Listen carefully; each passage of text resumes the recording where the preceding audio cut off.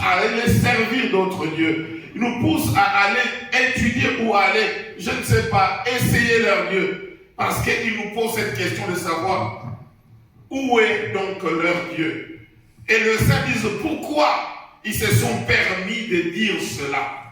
C'est parce que la main de Dieu est presque inexistante dans notre vie. Mais moi, je vais vous parler d'un Dieu qui a dit ceci, que je ne vous abandonnerai jamais. Je ne vous délaisserai jamais. Je serai avec vous partout où vous allez être. Alléluia. Et ce qui nous demande, bien aimé, tout simplement, de revenir à lui. Si aujourd'hui la main de Dieu paraît être rare, bien aimé, parce que nous sommes éloignés de lui et nous avons commencé à prier d'autres dieux, nous avons commencé à croire à d'autres dieux, nous avons commencé à faire allégeance à d'autres dieux. Et quand on tourne vers lui le regard, la Bible dit on est rayonnant de joie et notre visage ne se couvre plus de honte. C'est pourquoi je t'appelle encore aujourd'hui. Par rapport à tous tes problèmes, par rapport à tous tes doutes, par rapport à tous tes questionnements, je t'invite aujourd'hui à tourner ton regard vers Dieu. Il est arrivé encore à Paul de dire que le mal que je ne sais pas faire, c'est ce que je suis en train de faire. Mais le bien que je sais faire, je n'arrive pas à le faire. Alléluia. C'est-à-dire quelque part l'homme est plongé dans le mal qu'il ne veut pas faire. Nous savons ce qui est bon. Ce qui est bon, nous le connaissons, nous le savons. Mais cela, mes bien-aimés, nous est difficile à accomplir ou à faire. Raison pour laquelle nous sommes entrés dans ce stade de misérable. Paul disait misérable que je suis.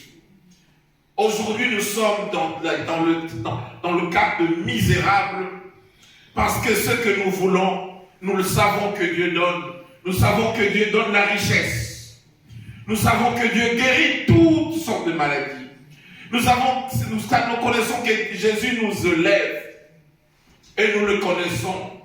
Mais sauf que, mes bien-aimés, nous n'arrivons pas à intégrer cela. Mais le mal que nous ne voulons pas faire, mes bien-aimés, c'est ce que nous cherchons à faire. Le mauvaise chose que nous devrions abandonner. Mais non, c'est ce qui nous attire toujours. Raison pour laquelle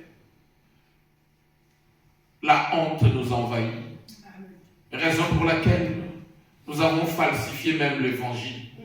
Nous avons cherché à faire l'évangile de trouble, l'évangile de préparation, l'évangile, je ne sais pas, d'ornement, l'évangile, mais bien aimé, littéraire, tout simplement, pour prouver que nous sommes tellement méticulés dans le rangement des choses. Oui, les choses spirituelles, les choses physiques, nous savons l'arranger. Nous savons construire de grandes maisons. Nous savons construire de grandes églises. Nous savons choisir de bonnes chaises. Et nous savons, mes bien-aimés, aussi publier sur Internet et faire de vidéos. Et nous savons vraiment bien nous habiller pour paraître.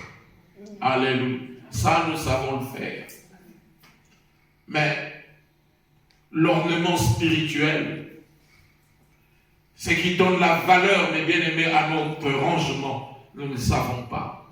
Je vous ai parlé un autre jour ici de ma sœur qui entrait dans une église en paille où il y avait des rameaux et on s'est posé des questions. Comment lui, avec toute l'Europe qu'elle a faite, comment il peut aller prier là-bas?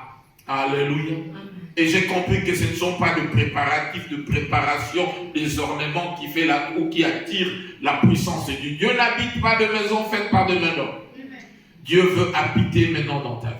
Il veut continuer à faire des expériences avec toi. C'est pourquoi souviens-toi là où tu es tombé, reviens vite et continue à faire des exploits avec